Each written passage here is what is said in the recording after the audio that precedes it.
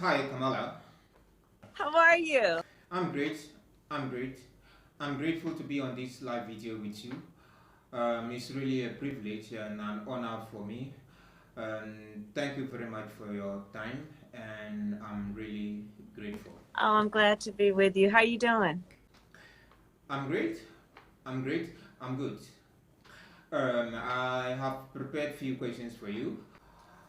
There were elections in your country, and I have seen that Donald Trump just won the election. So, being Kamala Harris, you had people who wanted to see you being elected as their president, which didn't happen.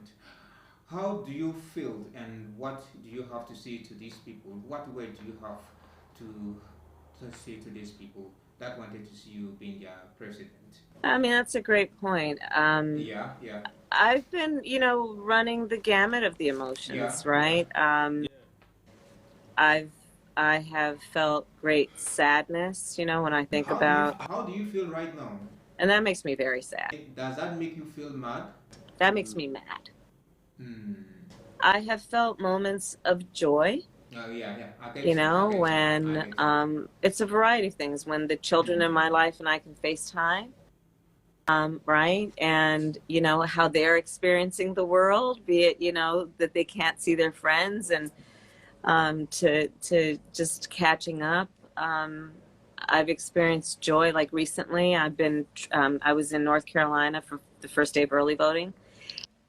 I was in Florida for the first day of early voting, and people like literally wrapped around the corner, been in line since the early morning, and they're like, I'm not letting anybody take my vote, I'm voting, and that just gives me such joy to see that kind of fight and that kind of spirit. And so it's all of that, and but mostly I'm just feeling, I guess the emotion I'm feeling most, that is born out of optimism, is the emotion that comes with the motivation to fight, but fight born Yeah, out of yeah. optimism, which is that I know we can do better, that we are better, and we have to have the ability to see what can be, unburdened by what has been. Yeah, yeah.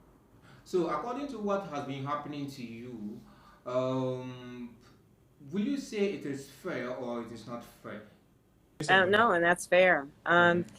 A number of things. First of all, I strongly believe that when we look at the extension of that civil rights movement from the 60s that my parents marched in through to the movement that's happening today of people taking to the streets. Yeah. I think what we know is that the the the the engagement and the willingness of all leaders, but in particular our young leaders, to push forward change and to demand it, yeah, is really critical.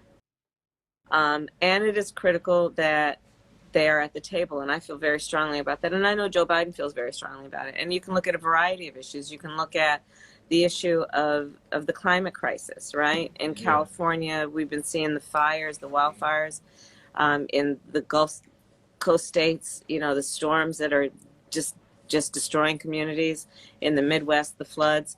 And having, it has been in large part younger leaders who are forcing accountability, of enforcing leadership to embrace science and to invest in renewable energies and to invest in the need we all have to drink clean water and breathe clean air. Yeah.